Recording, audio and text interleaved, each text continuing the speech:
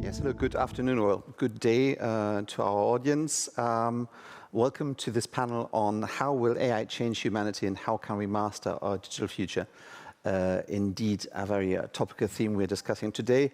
The more astute observers of our conference today would have noted that there is no lunch break, so consider this your lunch break, so grab a sandwich but stay with us. I'm sure it's worth it, and I can promise you, you will have a lot of food for thought today. Obviously, AI is a topic which is in everybody's mind, particularly in the context of ESPAS, if we look at technologies which would shape humanity for the next 20, 30 years. So it's very topical that we discuss this today. We have with us an exciting panel of experts. 5 speakers. We have Eva Kaili, member of the European Parliament, who's also our chair of the panel for the future of science and technology, STOA. Welcome, Eva. We have Anthony Gooch, who chairs the OECD Global Parliamentary Network and has done a lot of work on AI together with the European Parliament, a long-standing friend and partner of the European Parliament. Welcome, Anthony.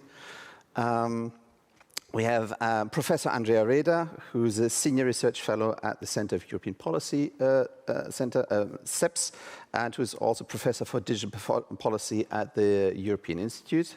Welcome, Andrea. We have Vladimír Šucha, who's senior policy advisor at UNESCO and also former director general of the Joint Research Center, JRC. Hello, Vladimír. And last but not least, we have Laura Nurski, who is research fellow at Bruegel. Welcome, Laura. My name is Scheuren. I'm the head of secretariat of the European Parliament's Special Committee on Artificial Intelligence in a Digital Age, with a beautiful melodic acronym AIDA.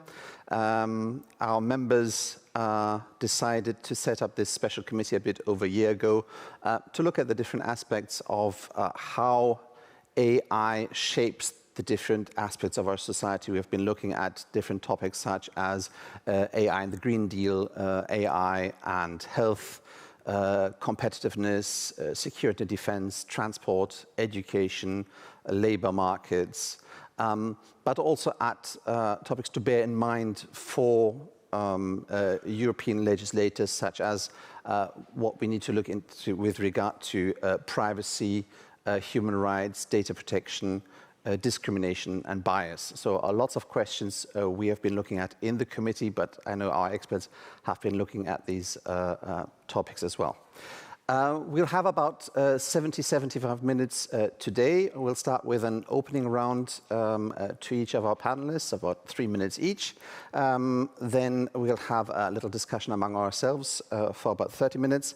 And then we would like to bring in the audience with a Q&A session. Please send us your questions via the Zoom Q&A function. And I count on you to quiz our experts for about 15 minutes. And then we have to wrap up at about 1:05 with some closing remarks by everyone. Right, with that, we turn out to our first panelist, to Eva Kaili from STOA.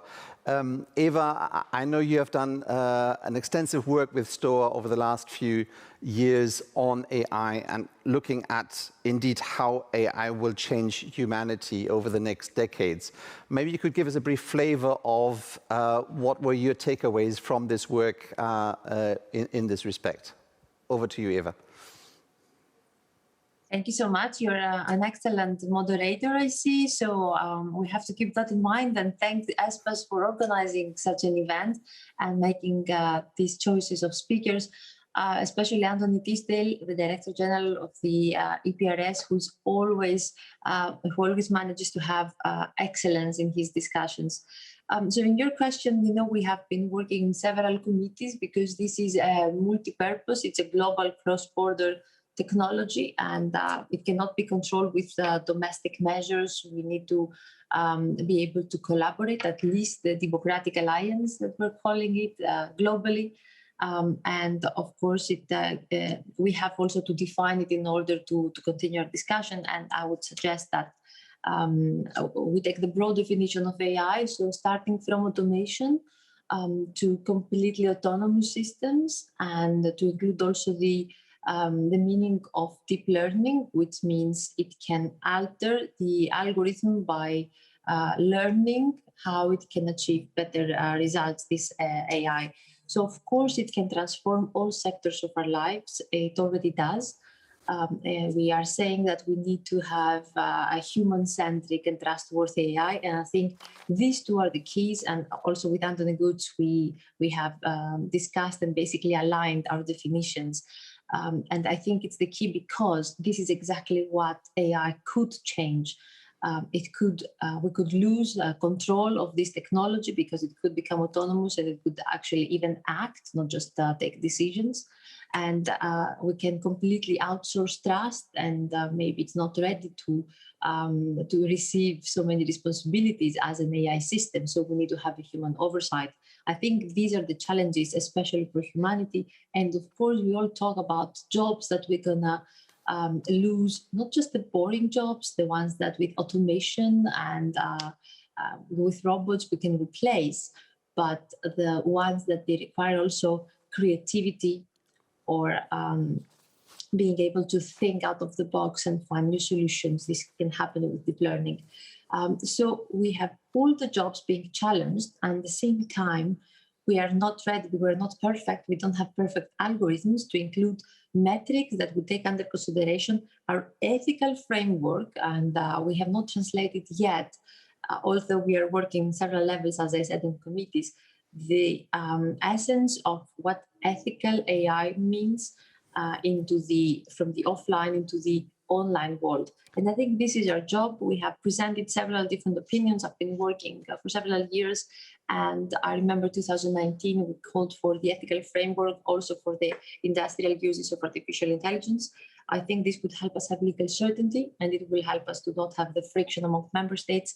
So we will allow innovation and great solutions to happen in the European and the democratic, let's say, alliance globally. Thank you, Marcus. Thank you, Eva. This is indeed the key word. I think Anthony is jumping on that, the global dimension, the international dimension, to work on global standards, to regulate AI, and to provide an ethical framework. Anthony, I'm aware you have done a lot of work in the OECD in this area, and also interesting work on the context of human well-being. Could you maybe outline how this is connected and how do you see this develop? Well, firstly, thank you very much for the invitation. And I have to say that at the OECD, we really appreciate the opportunity to engage not only with the European Parliament, but with this ESPAS space, fantastic, where the European institutions come together. And in particular, I think with every crisis that comes along, and here we are in the midst of this one, and we haven't really recovered from the global financial crisis, it reminds us yet again that we need to be even better prepared for our possible futures. And I think that these types of exercises are really helpful, because of course we can only do that by building for that in the present. So today, the focus on the future of humanity and the AI, I don't think you can get any more sort of present and future than that. There are some very technical aspects to discussions around artificial intelligence, but I think that with every day that passes, the societal implications become more and more evident, and the fact that we're focusing on this here is a reflection of that. And I think today's session takes us into some very fundamental questions. What does it mean to be human today? The more we progress on artificial intelligence, I think the more we have to ask ourselves those questions again. They may seem very obvious at times, but they're not. And I think part of what we need to chart is a sort of technological or digital humanism, where we're able to address fundamental issues such as, what the freedom of expression means in digital space, how you manage discrimination, which all of these issues were already with us. But they take on a completely different dimension very often. And even things like the right to dream, the degree to which your aspirations can also be very heavily impacted through the development of AI. At the outset, I'd say that let's look glass half full, or more than that. AI, first and foremost, extends and enhances what it means to be human, with ethical and human rights questions arising from its deployment and its implementation. But the potential is absolutely there. So then it's up to us to use it. With the digital transformation of our societies, people's well-being and the notion of well-being itself, that needs to be rethought and recast. And the disruption caused by the crisis made clear already in 2008 that there was an over-reliance, if you like, on GDP as a measure of success. It was never designed to do that in terms of societal success. And then we developed a well-being framework which covered both material and more subjective elements of well-being, ranging all the way from income to housing to sense of safety, education, environment, sense of community. What we've seen is that with the digitalization of our societies that has gone on leaps and bounds in the last 10 years, even since the development of that framework originally back in 2011, we've seen that when we look at fundamental dimensions like jobs, beyond traditional indicators like job security, personal earnings, or unemployment rate, we need to consider telework, online job searches, and the risk of automation. If we look at safety, we need to be as worried about the physical safety aspects as cyberbullying or direct security breaches. And of course, algorithms can be used in order to achieve a lot of the societal goals that we have, including, for example, climate change. I want to say a very quick word also about work that we're doing at the moment around a classification framework. So the impact on well-being of an AI system is very much a cross-cutting dimension of the AI classification framework that we've been working on. And the idea is to have an easy-to-use field guide to differentiate between different AI systems, looking at key dimensions and properties of AI applications. And it's a practical tool that policymakers can apply to all AI systems across the board. We're also looking at risk assessment frameworks for artificial intelligence. And so I think we're going, if you like, from the high-level stuff also to looking at practical elements that policymakers can start using to grapple with, and also get us a little bit closer to the ideals that we set out both in the EU principles on AI and the OECD principles on AI that, as Eva said, were so closely aligned.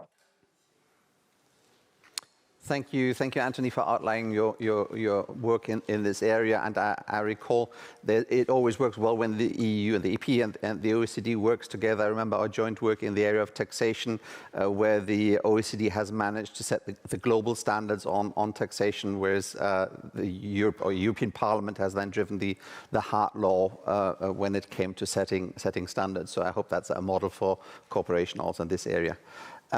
Let me turn now to Andrea Renda. Andrea, you have been member of the European Commission's high-level working group on AI, I believe, and you have also looked at the long-term deployment of AI and what Europe needs to look at when regulating and deploying AI.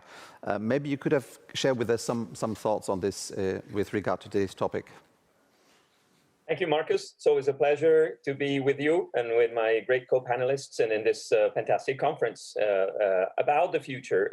But you asked me a question about the past, right? Because it's a high-level expert group on AI. It's long gone by now. I mean, we finished in June 2020, and in terms of AI years, this is quite a long time ago, right? What we had to do at that moment for 2 years was to sort of lay the foundations for the broader overarching EU approach to artificial intelligence policy strategy, and what is now also an attempted regulatory framework. And so we started thinking about how do you define artificial intelligence that can be trusted, right? What that can in principle be trusted, because then once you see this in the market operating and interacting with us, with other AI systems, this trustworthiness has to be reconfirmed almost on a daily basis. And this is, I think, one of the key challenges that we will have going forward. But our experience in the 52 people that populated the high-level expert group on AI was that we were asked to develop a concept of ethical AI, and we transformed that concept initially already into a concept of a trustworthy artificial intelligence. And this means not only ethically aligned AI, and I'll just dwell a little bit more into what this means, but also it means legally compliant AI, which is far from straightforward, because the degree of compliance with the operation of AI systems with existing EU legislation and the fundamental rights that are embedded in legislation is something that has become a little bit tricky over time to gauge and to assess. But it also means socio-technically robust AI that is incorporating good practice in resilience, resistance to external attacks. So legally compliant, ethically aligned, socio-technically robust. Ethically aligned AI, the ethical principles include the protection of human autonomy and agency. So the reference to control that Eva made, it also incorporates references to societal and environmental well-being, really echoing what Anthony said until now. Well, I think this is a first framework that has evolved into a proposed regulatory framework. We have the AI Act on the table at the EU level. My opinion, and this is where I sort of throw an idea for the debate that we will have later on, is that this work has only scratched the surface. If we think about a resilient society that accommodates and is empowered by artificial intelligence, we need to do a lot more than defining ethical principles and translating that into practice. We need not only to protect the human being from AI, but we need also to prepare human beings to live in an age of AI and to transform human beings in a way that enables them to live in an AI-intensive era so that they can be empowered and humanity can flourish. Over to you, Marcus. Happy to get back with more ideas later. Thank you, Andrea, for these thoughts. Vladimír, turning to you, making a bit of a commercial on your behalf. You were one of the co-author of a study, Humans and Societies in the Age of Artificial Intelligence. And obviously, I invite everyone to have a look at this paper, which is published on the European Commission's website. Vladimír, you have, in your opening remarks, you rightly state that you aim, or we should go beyond the traditional dialectic of risks and opportunities and try to better understand what is the real impact of AI on individuals and societies, which is a very true statement. So maybe you want to give us a flavor of the main conclusions of your study here. Over to you, Vladimír. Thank you, Marcus, and thank you to ESPAS for inviting me, and congratulations to ESPAS for its long-standing contribution to forward-looking policy making, because this is exactly what we need. We are in the age of exponential increase of technology, in particular artificial intelligence. Just to give you a flavor, what does it mean? It means that we have actually every 6 minutes one scientific paper published on digital, and every 30 minutes we have one scientific paper published on artificial intelligence. So then, you know, as Andrea was mentioning, something what happened in June 2020 is already a long time ago, and it's just 1.5 years or less than 1.5 years ago. Also, our study, which we have done, which we published back in March or April, you know, you can imagine how many papers have been published in the meantime. So I think that we are living in absolutely unprecedented period of time, and we need to acknowledge this. We need to adapt. We need to adapt to this.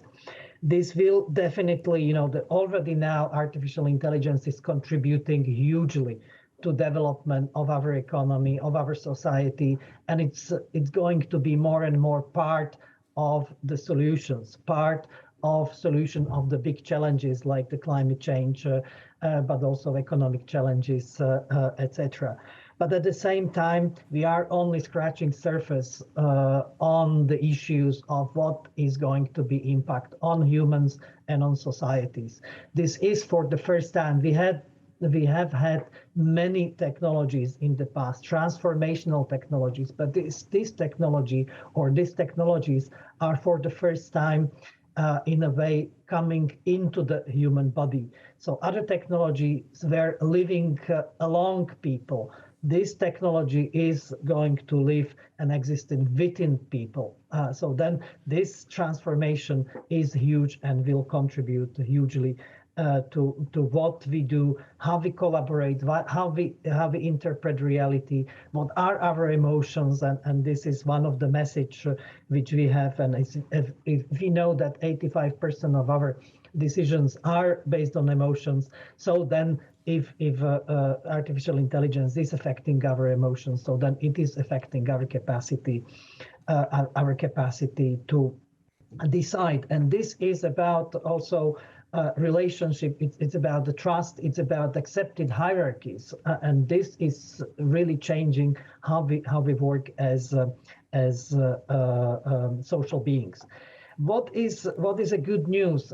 Very fresh good news. Eva was referring to the global standards, and I have extremely good news from UNESCO, because this week, actually 2 days ago, 193 countries of this globe agreed on recommendation on ethics of artificial intelligence. It was 2 years process, but it was unanimous decision. And I think this is fantastic. And there is a very good news for Europe, because we have been referring to this legislation, which is in the negotiations right now. And if I look at the legislation, if I look at the recommendation, there is a fantastic match. So I think that this is a great step for humanity, and I would encourage really all European institutions to work with UNESCO, to support UNESCO, because this is about our common values, which are totally aligned with those of Europe. Thank you indeed, Vladimír, for mentioning this, and indeed congratulations to your work and this major achievement at UNESCO that we got these global ethical standards agreed, which is a really neat, fantastic news, and I hope this will find its way also now when we start working on the regulation at EU level. Last but not least, over to our last speaker, to Laura. You have been working a lot on AI and its impact on the workplace, and I was very pleased that you joined us for a panel discussion in the AIDA committee and one of our hearings. So maybe in the context of looking at how AI will change humanity, you could share with us some thoughts, in particular with regard to the workplace. How will AI affect the workplace in the next 20 years or so? Over to you. Yeah, thank you, Marcus. It's a pleasure to be here. So yes, indeed, as a job quality researcher, but also as a former data scientist myself, I think AI will impact workplaces in the same way that it will impact other parts of society. Namely, it depends. It depends on so many choices that we make in the basic research that we conduct, in the type of business applications that we use it for, and in the way that we implement it in organizations throughout the economy. So in each of those phases of innovation, research, development, diffusion, there are opportunities for policy to steer the direction of AI advancement. So AI doesn't just fall from the sky for us to deal with. You know, we as people design it all the way through. So let's take the example of a resume screening algorithm used for selecting job candidates. The techniques that are needed for such an algorithm, for analyzing text, for processing natural language, those are advanced in research labs. So if you want unbiased, inclusive language models, we should start here. But next up are tech companies that turn these techniques into a software product that actually reads a resume, identifies relevant job experience, and then predicts the future performance of a job candidate. So if you want those AI software products to be transparent and explainable, we should pause there. And then last in line are regular firms that buy these AI products and implement them in their HR processes to actually hire employees. And if we want this use of AI in a regular non-tech business to be responsible and accountable, both towards those job candidates that it selects, but also towards the employees that it might assist or replace, then we should look there. So each of those steps, the research, development and adoption of AI, they do not follow a predetermined, technologically constrained path. You know, markets and societies provide incentives that steer technological advancement, and there's always room for policy to intervene. In the research phase, economic pressures might turn research priorities towards improvements in the performance of algorithms, but policy can set research priorities as well, making sure public funds are spent on directions of research that it finds most important, like ethics, robustness, or economic impact.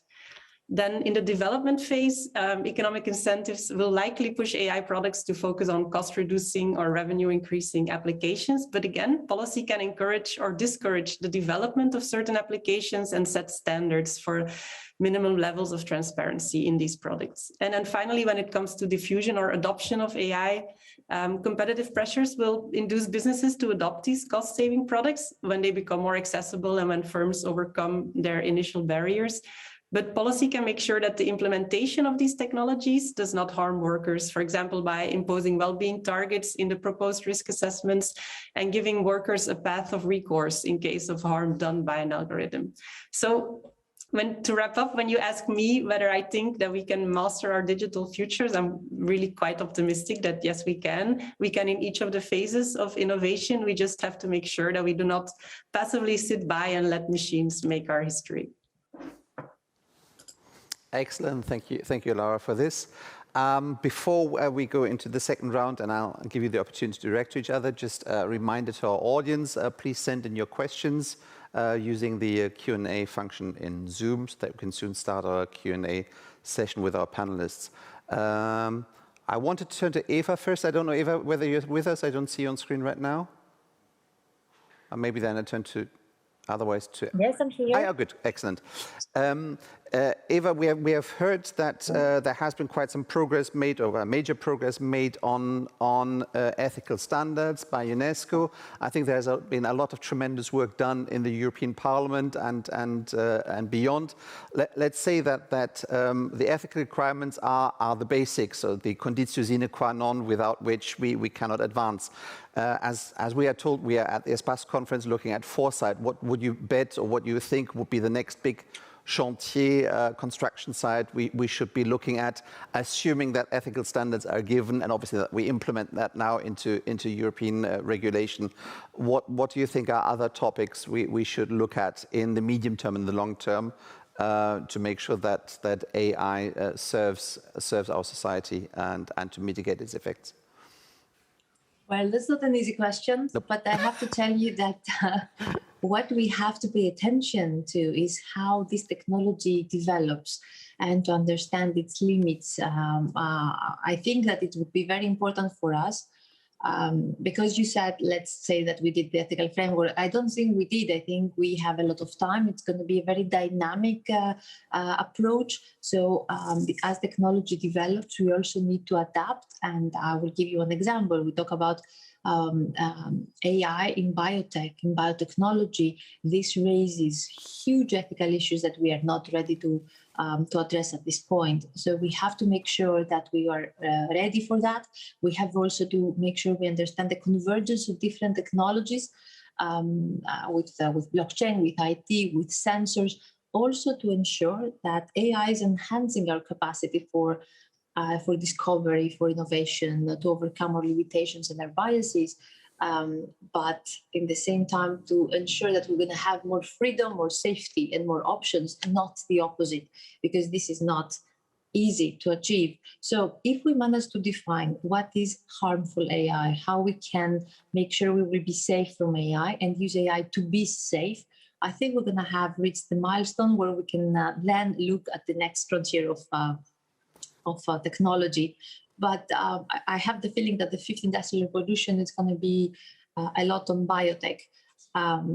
If I may, because I have a bit of time, I think I would just mention that one of the highest risks of AI would be predictive AI, because this means we are trying to understand the pattern of how something works. And instead of repeating this pattern, we have to make sure we will read it properly. Let's say with if a human would do that, they would give also a second chance. But if AI is reading our past, it could assume that we're going to repeat the same actions. So we have to ensure we're going to be really talking about intelligent systems if we want to outsource predictive solutions to these systems. And maybe a final touch, because we have such an amazing panel and we have been working together on several tasks. The geopolitics of this technology is something that I believe we need to always keep in mind, because we don't have, we are not like-minded countries discussing about AI. We have also countries not like-minded. So we have also to agree the basic standards that these countries also should, and hopefully we will manage to extend our influence and our friendship to them in order to follow the basic standards for these technologies, again, because they are global and cross-border ones. So these would be the points that I would highlight at this point. Thank you indeed, Eva. I see Anthony nodding in agreement, and I'm not surprised.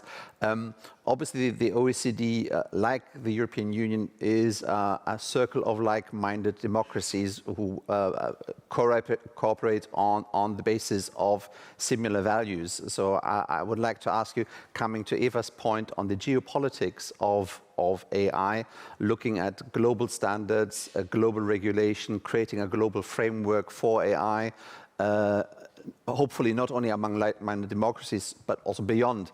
How can the OECD, how do you see your role, well, together with us, with the European Union, of course, in developing such global standards? How do you see the work going on there in the future? Well, I think, I mean, firstly, I wanted to commend Vladimír and UNESCO on a real breakthrough, because, you know, we're happy, for example, when we take the EU and grow the EU up to OECD, and that, you know, if we're lucky, that takes us up to, say, about 40, 50. But then when you're looking at 193 countries around the world, that's a real that's quite remarkable. So I think part of what we need to do is we need to understand that we have to manage the present, and we constantly have to be pushing the boundaries on the future. And I think there, what Andrea said about scratching the surface, I think he's right to say it. At the same time, let's recognize that we've scratched the surface. As the French say, c'est déjà ça. And we can consider that, you know, expert groups in early 2020 were light years away. At the same time, if we hadn't had these expert groups convening, where would we be today with all of the challenges that we can see? Now, to go to your question more directly, Marcus, in a sense, and extrapolate what I've just said, I think we also need to look at things from different angles and perspectives. Sometimes it helps to present things in a more technical way. Why? Because it means that you don't have to frontally immediately go to issues around clashes on values. And it may be that we are more aligned than we think or wish to say at times on certain issues when we address them in certain manners. And I think that is definitely the case when you start looking at an ambition which is to broaden beyond the like-minded being, you know, the European Union. Obviously, that's super like-minded because it's 60 years of working together and legislating together, and it's, you know, one polity in many ways. OECD already, you move there and you have a like-minded concept, that you have very, very different geographies. And then you move into the sort of the more global spaces. And I think, and you were kind enough to allude to it, Marcus, the work on tax, which of course is something we share with you, with Eva, from previous incarnations. That's also shown that we do have an ability, when we put our mind to it, we do have an ability to become sort of, you know, coalesce around decisions that for many do incarnate values. What's the definition of a fair tax system globally? That's a value. The concept of fairness is a value, and we've managed to coalesce around that. And you know, it's fantastic. It's 140 countries, and that's quite something. And maybe many people considered that we attack that from a more technical perspective. But I think that that's a help. And I would also, that's the reason why I cited these issues like classification systems being more important than we may imagine. And there may be more that lies behind them than imagines. And similarly, risk assessment frameworks. These things, they may sound a little bit turgid and a bit heavy and a bit techno, but actually underneath, there's some very interesting stuff that sometimes can play out on values. The last thing I wanted to mention as well, something I think is really, really interesting, which can unite us also globally, and that is the idea of learning, but learning also by what we might consider to be mistakes, or more appropriately, incidents or accidents. What do I mean by that? There's a lot of things happening that people are landing on or focusing on, particularly in the media, you know, when something goes wrong, in inverted commas. So when something goes wrong, immediately there's a lot of attention around it. Oh my God, you know, driverless car accident there, you know, stop everything. What if we were to actually develop an AI incident tracker that could also be done in a more global way, where what we try and do is we focus in on incidents that occur and have occurred, and they can occur in a more or less visible way. And again, these are things that we can try and coalesce around, because we'll also find that probably the pressures that we're all under in Europe, in OECD and globally, they can be similar, and the pressure of citizenry around these as well can help us not only learn from these incidents, but also try and increase the level of trust, the level of trust between us as we look to work together and help each other, because policymakers all around the world, indistinctly from the political systems and cultures, they're under some quite similar pressures from their citizenry when it comes down to it. Thanks. Thank you, Anthony. Really fascinating thoughts. I've been busily scribbling here. I'll directly hand over to Andrea.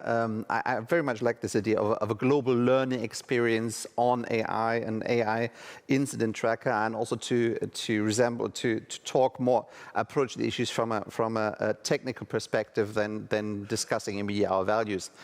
Andrea, how do you see this develop over the next 20 years, since I've been insisting to look perspective 2040. Do you see that happen, that we will not only as like-minded democracies, that we have a global learning experience to make AI better and serve our societies? How do you see that develop?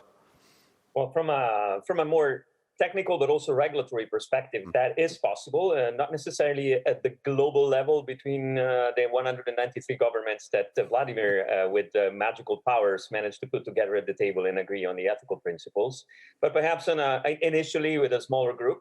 The idea is not only to share experience in terms of incidents and failures or risks that have materialized, but perhaps create a platform at the international level to share the results of sandboxes, or even having 2 or 3 or more countries run together experimental policymaking to test the conformity of a specific AI system over time with the trustworthiness principles. Now, this requires a little bit of additional steps at the international level, which I think are feasible. Agreeing broadly on a common definition of AI, agreeing on the fact that policy frameworks should be risk-based, agreeing on broadly at least, or reaching alignment on the establishment of a risk classification system, and perhaps exchanging ideas on which kind of applications under which conditions should be classified as high risk or lower risk or no risk, or red lines, be even prohibited. And that is a series of steps that put us more or less on a common playing field as regulators and policymakers, so that we can start exchanging experiences. I think that is absolutely needed, also because obviously we have gloriously scratched the surface. I agree with Anthony, but the moment in which we start living in a multi-AI, in a pervasive AI world, in which the AI uptake becomes much more significant in our markets, regulators are unlikely to have the sufficient resources to go it alone in regulating AI. Joining forces, exploiting economies of scale and scope in regulating AI becomes almost an inevitable step if regulators want to keep the pace, together with being principles-based in legislation, outcome-based in terms of what do we want AI to contribute to our society, and as agile as possible. And here, perhaps I come back to Anthony, who might want to say something later about the OECD communication on agile governance, which is very recent, and which I think poses a number of important problems in terms of how much we have to change going forward as regulators if we want to really develop the superpowers that we need to regulate artificial intelligence and keep it under control, at the same time maximizing and unleashing its benefits, which is exactly why we want to do it, right, over time. A final footnote, perhaps to stimulate more the discussion, since I know the panelists and I want to provoke them a little bit more.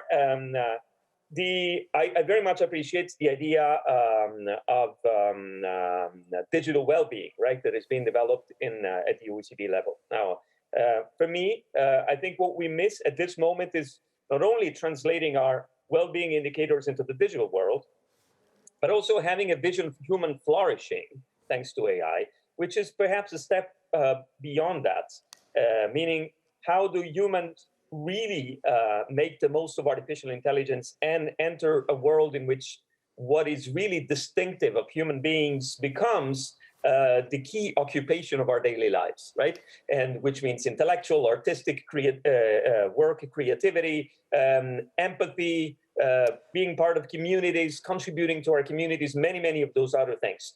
Can AI be really that pedestal that puts us in this condition of being superheroes to some extent, meaning that finally having the luxury to be humans? I heard a statistic, and then over to Marcus in 30 seconds, statistic on my own country, that even before the pandemic, but now even more evidently, 5% of Italians actually declare that they are satisfied with the job that they have. Meaning, come on, guys, this is 2/3 of our lives on a daily basis. Can it be possible that 95% of the people are unhappy about what they do for 2/3 of their lives? I think that perhaps AI, if there's something that it could do for us, put us in a position to dedicate ourselves to really what makes us human and different from each other. So over to you, Marcus. Thank you, Andrea, and for these thought-provoking comments. Indeed, I was surprised that Anthony didn't come to mention his communication on agile governance, but I'm sure we'll get there shortly.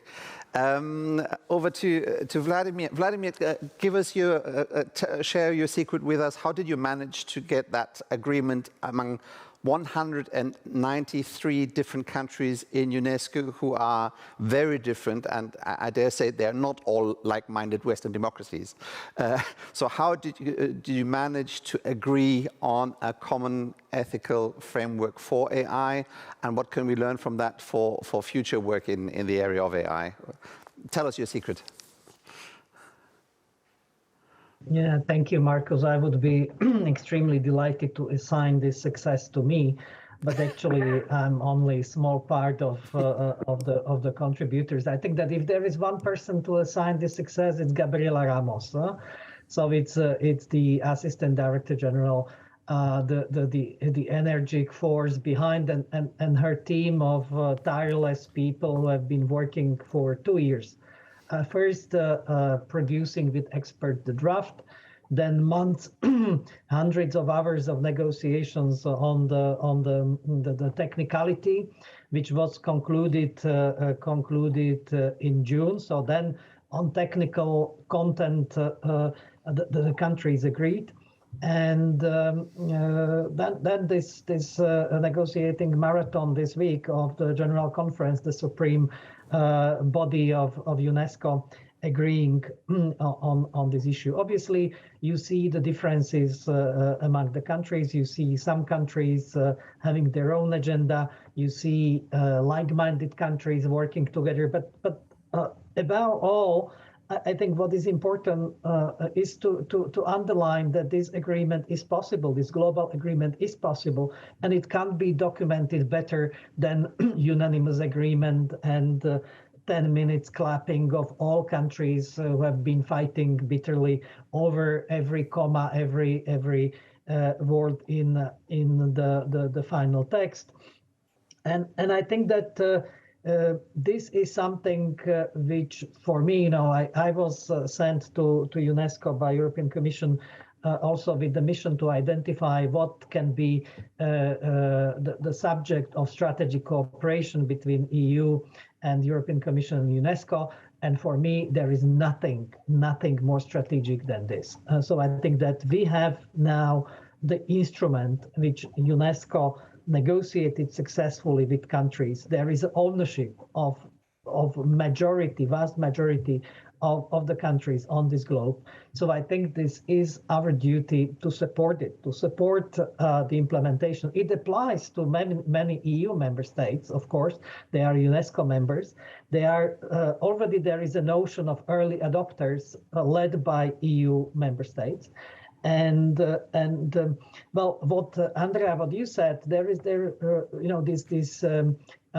recommendation is 30 plus pages of very strong language. It's not stratospheric ethical principles. This is talking about the climate change, environment, human dignity, work in the future, gender, etc. So this is very strong.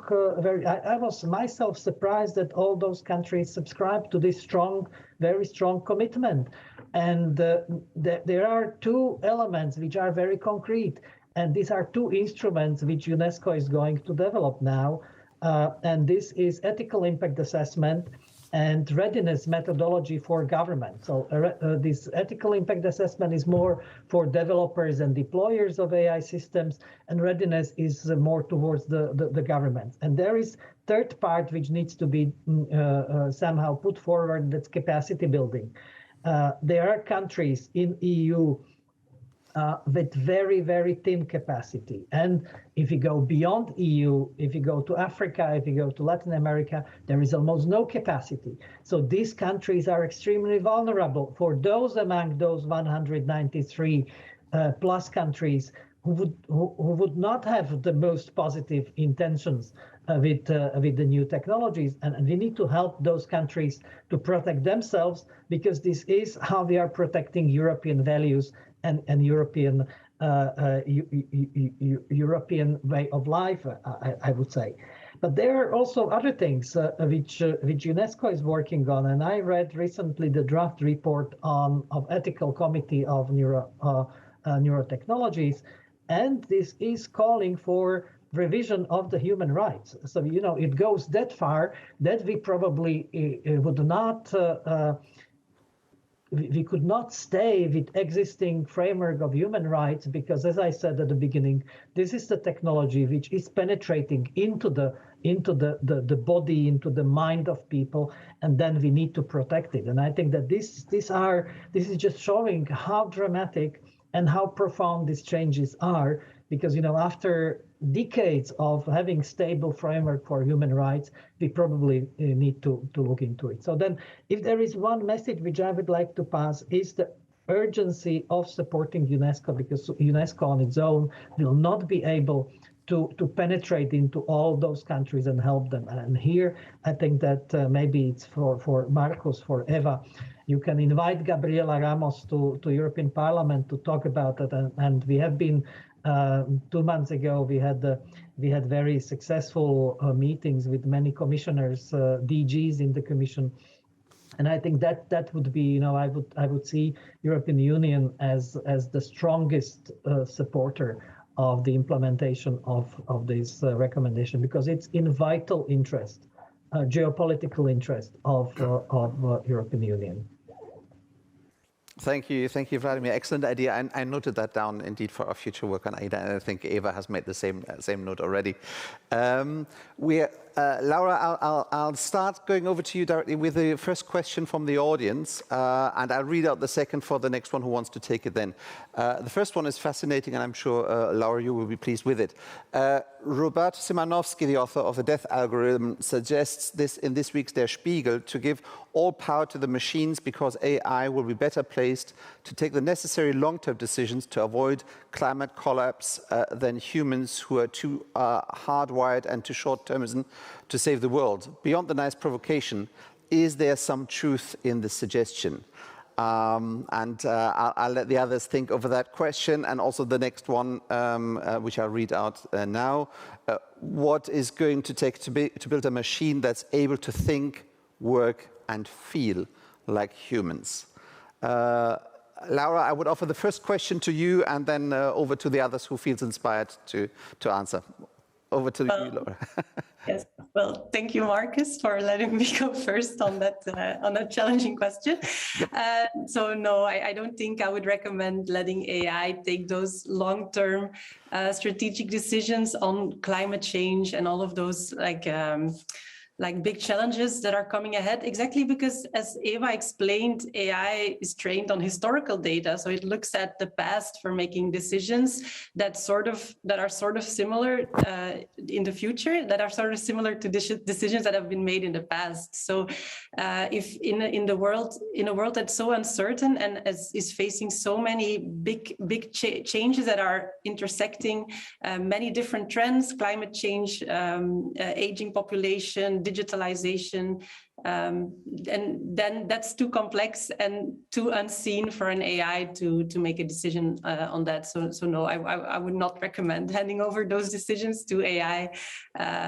But that doesn't mean that we cannot use insights from AI in our decision making, right? I think a good solution is to collaborate with AI systems and let them make predictions that we then evaluate, and then feed our evaluations back into their predictions, and then in that sense we can jointly come to an optimal decision. Excellent. Thank you, Laura. Which indeed is would also probably be my reaction. Very much in favor of evidence-based policy making, but not about evidence making. So that's rather that way than the other way around. I look at the panel. Who else feels inspired by one of the questions? Raise your hand, and then I'll hand over to you, Andrea. Go ahead.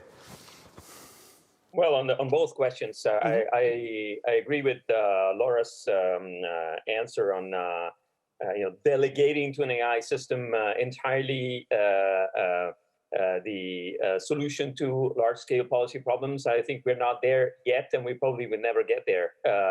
There might be in the future not only obviously the use of AI-aided foresight, but also things like that are AI intensive, such as Destination Earth, right? The digital twin of the Earth will enable us to simulate the impact of our decisions in many ways, much more granularly and interestingly than what we do currently with our existing foresight. I think this is extremely important. And there might be cases in which AI might be asked to act as mediator among different people and suggest potential mediation among different views.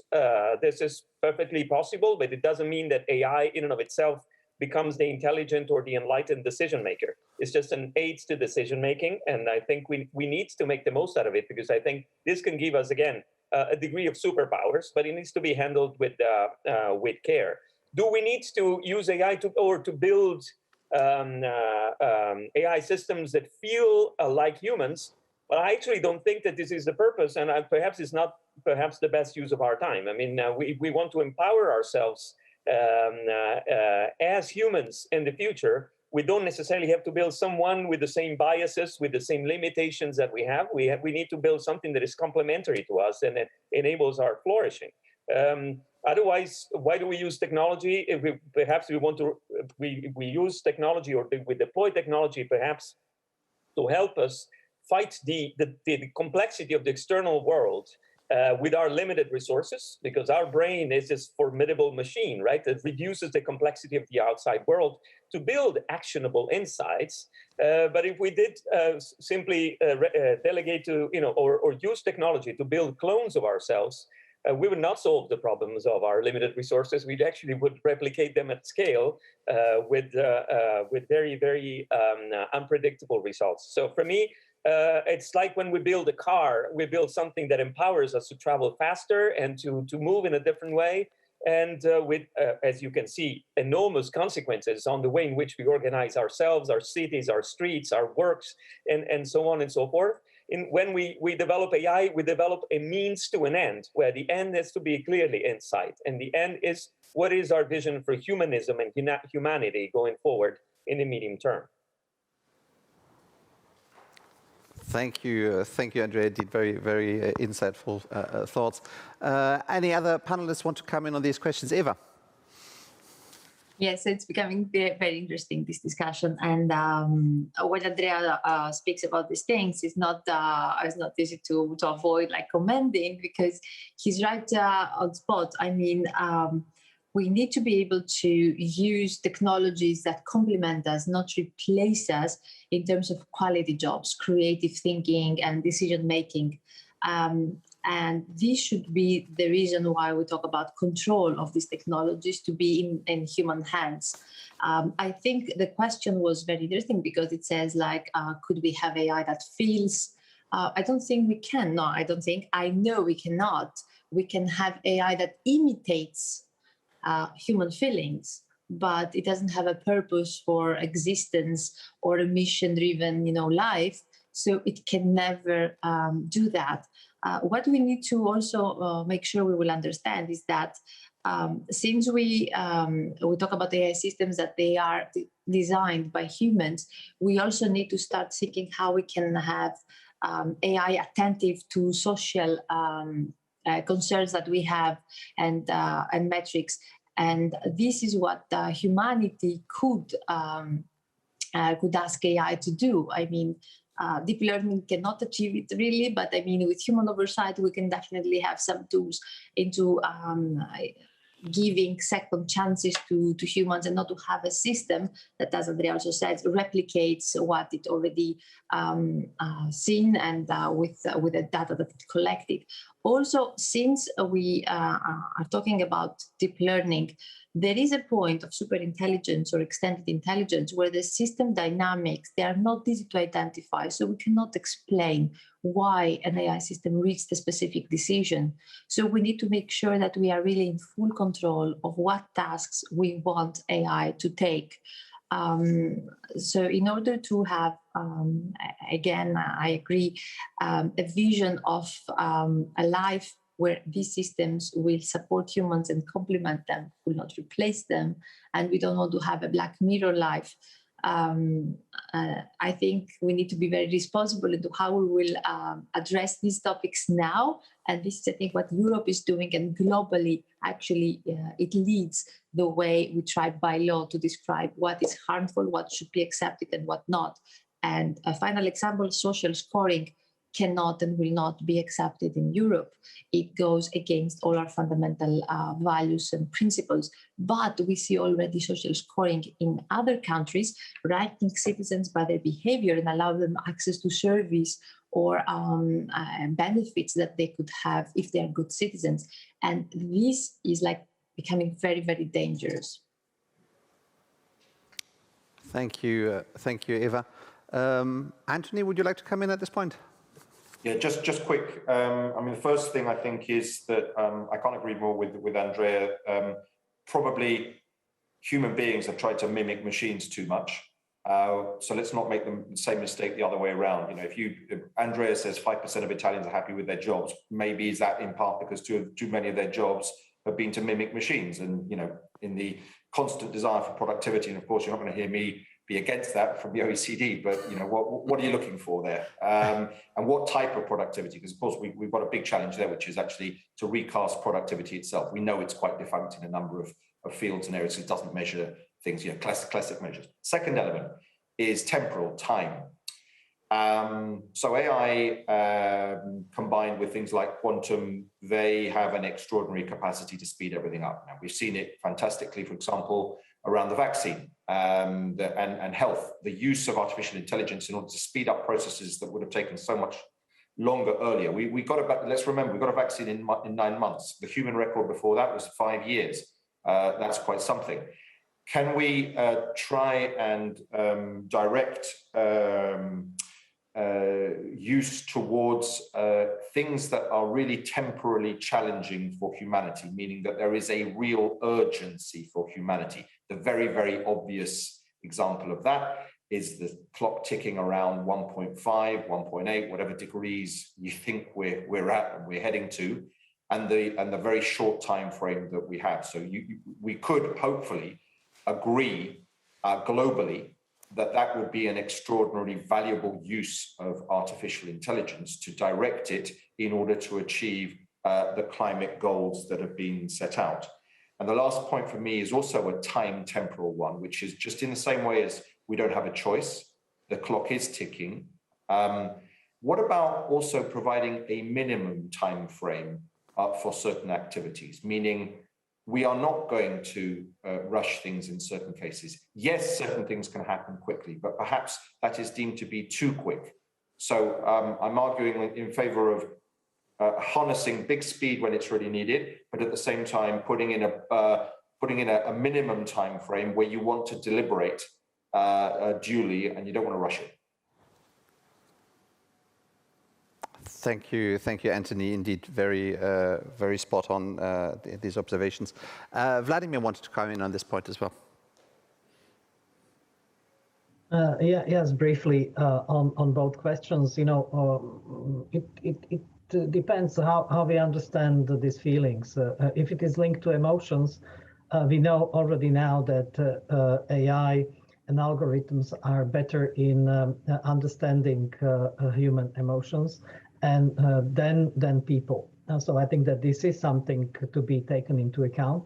That, as I said, the 21st century will be about the fight over human emotions, and from that point of view, AI is already better than we are. And let's not forget about this race towards general artificial intelligence, which is going on in the labs of the big companies, and we most probably have no clue how far they are. So this is also linked to imitating or mimicking humans. On decisions, I think I see two possible pathways. One is definitely positive, and we need to explore more artificial intelligence for the solving of the global problems. Already now, research groups are using AI to, in a way, generate research questions which are shockingly different than scientists would think on their own. So already this is very good and very important. So then AI is opening completely new paradigms of thinking and finding the solutions. And if you are talking about climate change, which is big issue, very complex, I think that we need to use much more artificial intelligence. And my hope is that the artificial intelligence will bring solutions which we do not know now, and that will help to mitigate or prepare the globe and humanity for climate change. On the other pathway, there is maybe a bit of cautious which we need to have, and it's about humans losing capacity to decide, because we already now see that artificial intelligence is better in deciding. And so then with the time, we may rely more and more on artificial intelligence to decide. And if this is happening, so then we will be losing our capacity to take decisions, which is sort of defining capacity of human being to take decision.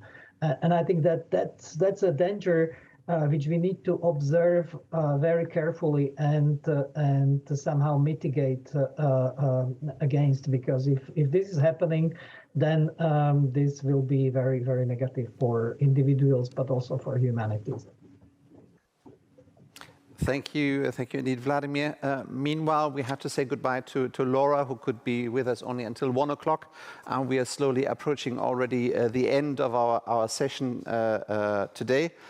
We have now, with the four of you, 2 minutes each for your closing statements. I would like to ask you, what is your key takeaway from our short but intense exchanges we had today, this morning?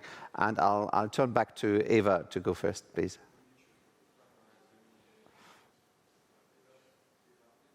Eva? Yes, thank you. So I think realizing what we have discussed today, what we need is to have a better world with these new technologies, and more humanity can be achieved with AI, but not being replaced by AI. I think that if we understand exactly what is the purpose and what are the values that we need to enhance with artificial intelligence, then we can use these amazing tools we have and provide excellent solutions for citizens to overcome our limitations and have an ethical way of artificial intelligence, especially in Europe, even if this would mean that we would delay to develop the biggest unicorns. I think we will be able to lead with quality. What we managed to succeed, and sorry. What we managed to succeed now is to say that Europe is trying to set up globally standards that we need to follow in order to have an AI that will have the white side of the mirror, that will be able to provide us solutions with a vaccine, that will identify the proteins that we need, and that citizens will trust and they will feel that it's there not to take away what they have already managed to achieve. If I may add my own perspective and hope is that we will manage also to not leave anybody behind. I think we need to talk about an artificial intelligence adjustment fund that would support citizens that might lose their jobs in this huge transition that we're going through. I think this is essential to consider, especially in Europe, as we see exponential technologies changing everything, as I mentioned, and we're going to lose jobs, and we're not there to reskill and upskill very fast. So for me, it would be extremely important for Europe to have such a buffer. And since I saw in UK, they removed the need to have an oversight for a human oversight for AI systems. Recently, Boris Johnson to explain a failure of an AI system that was grading students using and being trapped in the old patterns, so failing completely, he blamed the algorithm. I think we need to keep in mind that we cannot do that. We have to have our human rights online transferred, and we have to make sure that they will go right and not wrong.